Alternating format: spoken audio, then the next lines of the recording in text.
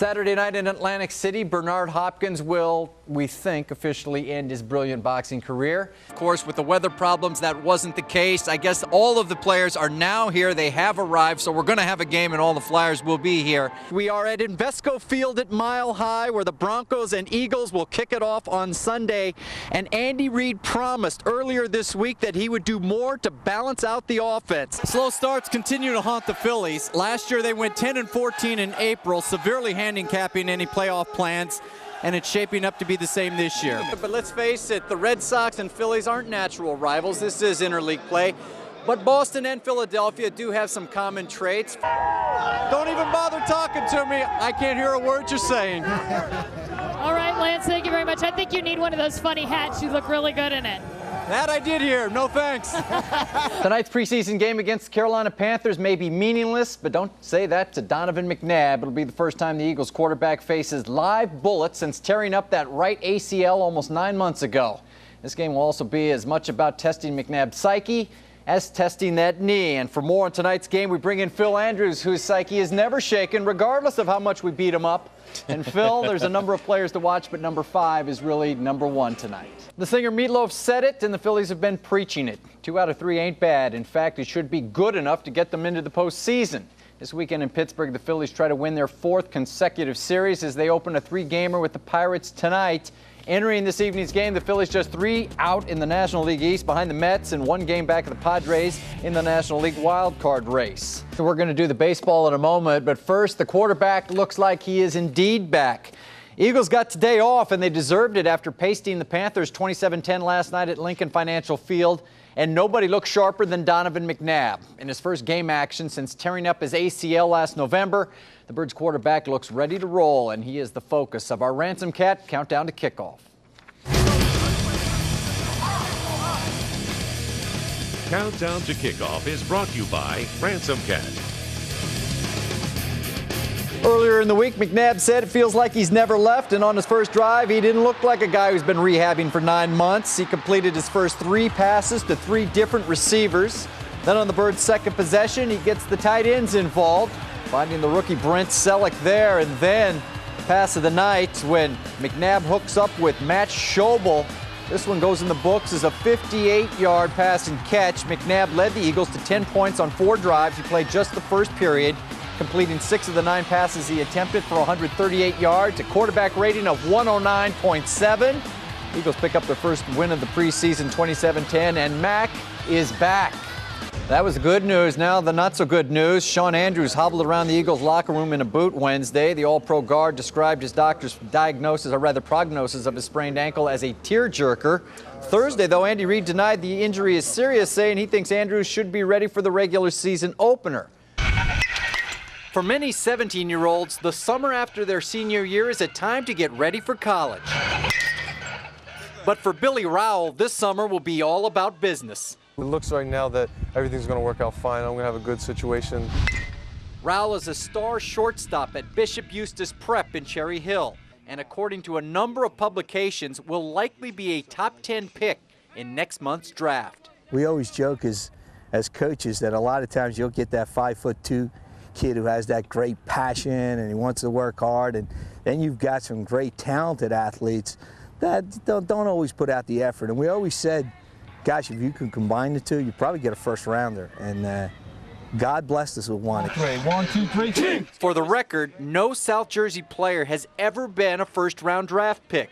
But Rowell is one of those gifted athletes who also believes hard work is the key to success. Yeah, all the hype it's nice and it's exciting, but I have bigger goals in life, and the draft is just one step to my ultimate goal is to be like one of the best players in the major leagues, and I'm not going to stop. I'm never going to stop getting better in baseball, because once you stop getting better, that's when you start falling back.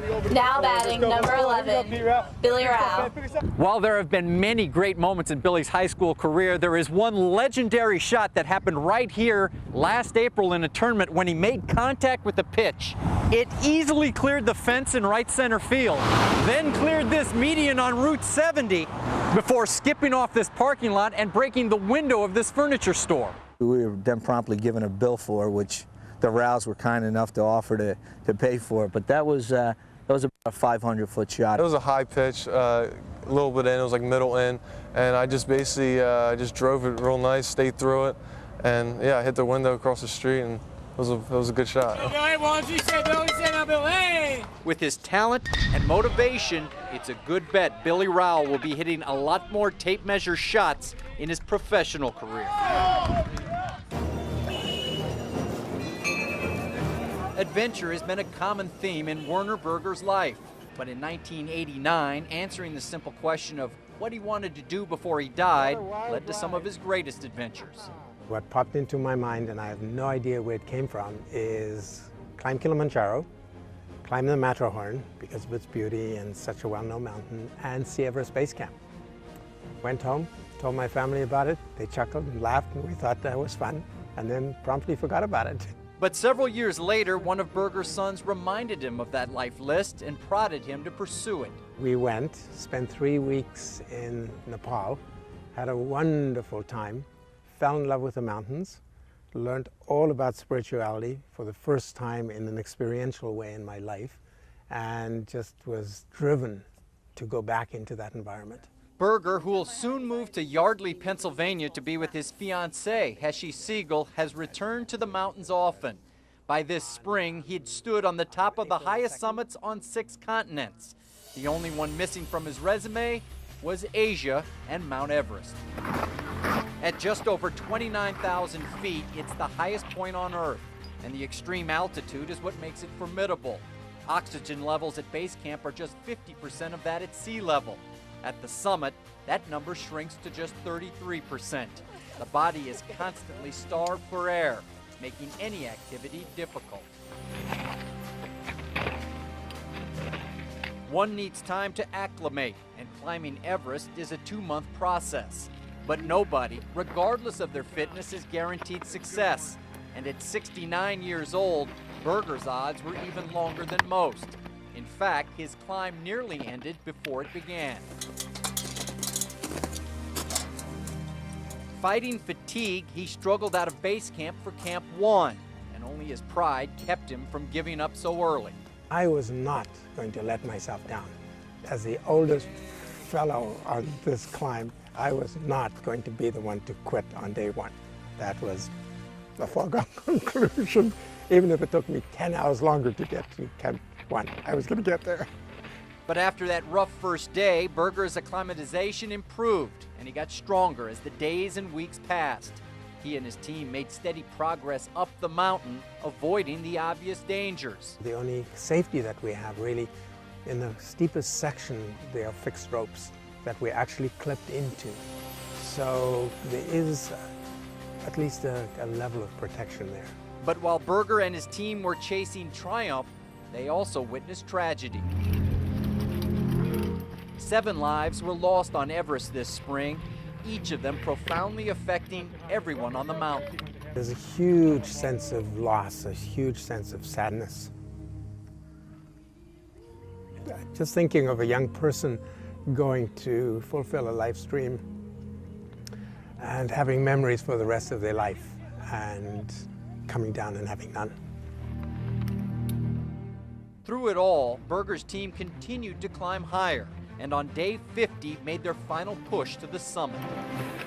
At 8 minutes after 8 in the morning on May 22nd, Berger achieved a goal even greater than the one he'd set for himself 18 years earlier, a moment as surreal as it was exhilarating. Even the thought, you know, is this real? Is this a dream, or is this reality? Am I really on top of the world?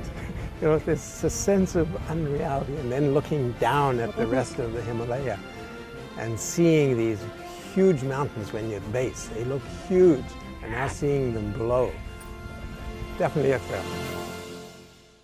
But Berger didn't want the story to end on the summit of Everest. He's now producing a movie about his climb, hoping to deliver a message that a happy and fulfilling life begins with a healthy life. And when that's accomplished, all of us have the power to achieve our dreams.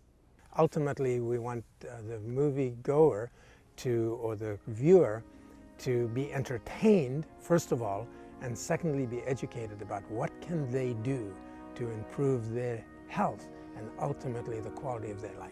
The key is everybody in life has an Everest to climb. Mine happened to be a physical mountain. Yours might not be that.